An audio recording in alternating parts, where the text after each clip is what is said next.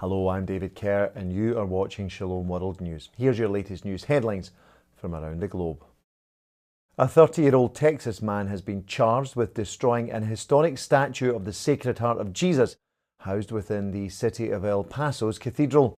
The attack took place on Tuesday morning at around 10 a.m. while the church was open for private prayer. A lone suspect entered the sanctuary of St. Patrick's Cathedral and attacked the figure of Christ, which has sat atop the church's high altar for the past 90 years. On social media, the Bishop of El Paso, the Most Reverend Mark Seitz, said that he was, quote, devastated at this irreplaceable loss, while also being grateful that no living person was injured. In the hours following the incident, police both arrested and charged a 30-year-old local man with criminal mischief and possession of marijuana. Meanwhile, a fund has been set up to help repair the statue and to enhance security within the cathedral. A Canadian diocese has begun a month of prayerful reparation following the theft of a tabernacle from its mother church. The Cathedral of St. Catherine of Alexandria in the city of St. Catharines in Ontario was broken into in the early hours of September the 8th. The culprits made off with the church's tabernacle, within which was reserved the Blessed Sacrament. The stolen tabernacle was found the next day, partially submerged in a nearby canal. There was no trace, however, of the Blessed Sacrament. The local bishop, the Most Reverend Paul Bergy, says it is his prayer that the consecrated hosts in the tabernacle were dissolved in the surrounding waters. Nobody has yet been arrested in connection with the incident. Pope Francis has publicly prayed for the repose of the soul of an Italian priest who was stabbed to death by a homeless man on Tuesday morning. 51-year-old Father Roberto Malgicini was well known in the northern Italian city of Como for his work helping immigrants and the homeless. His alleged killer, a Tunisian man with mental health problems, turned himself into police after the attack. The following day, Pope Francis told those gathered for his weekly audience at the Vatican that he was uniting himself to the sorrow and the prayers of Father Malgicini's relatives and to the community of Como following the death of, quote, this priest of the poor. May he rest in peace. The Archbishop of San Francisco in the US state of California is to lead the city's Catholics in a Eucharistic procession this Sunday morning in order to pray for a reopening of churches for public worship.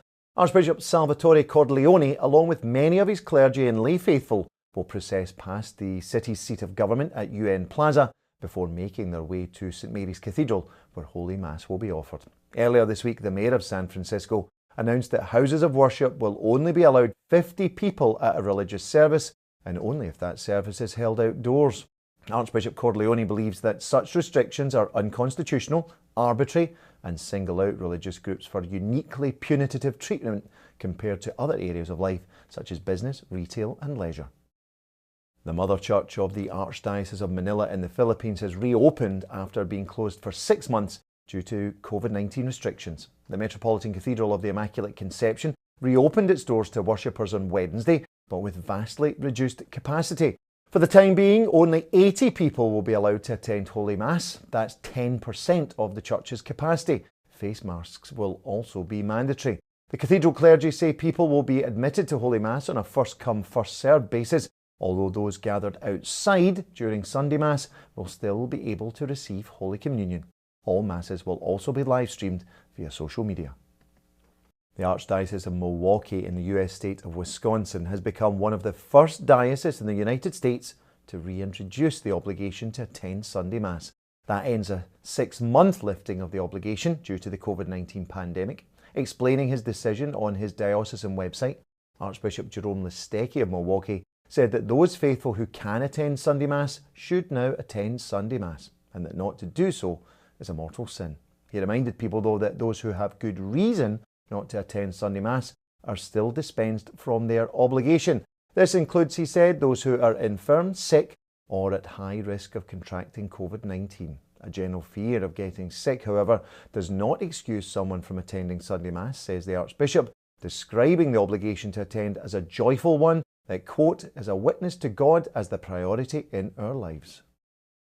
The Archbishop of Portsmouth in England has issued a pastoral letter to the lay faithful of his diocese, urging them to return to church for Holy Mass and private prayer before the Blessed Sacrament. Entitled, Come Back to Me, Says the Lord, the 2-page letter by Bishop Philip Egan proposes that as humans, we not only have bodily needs, but spiritual needs too. Hence the necessity of returning to church where, says Bishop Egan, The Lord sanctifies, teaches and guides us and gives us, he said, the sacraments of eternal life.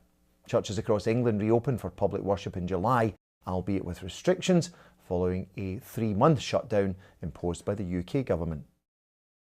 Finally, Shalom World this week launched a new television channel dedicated to prayer around the clock. It's called SW Prayer, and it will broadcast Holy Mass throughout the day, as well as other pious devotions such as Eucharistic Adoration, the Holy Rosary and the Chaplet of Divine Mercy. The new channel was unveiled this week on 3 different continents. In North America, the channel was launched by Bishop Mar Jacob Angirieth of the Syro-Malabar Catholic Diocese of Chicago. In Europe, that honour fell to Bishop Dennis Nulty of the Diocese of Kildare and Leyland in Ireland. Meanwhile, the Archbishop of Hobart, Tasmania, the Most Reverend Julian Porteous, launched the channel in Australia. SW Prayer is Shalom World's 4th channel. Good luck and God bless to all involved. Well, that's all for now. Do join me next time on Shalom World for some more news headlines from across the globe. Until then, may God bless you. Shalom.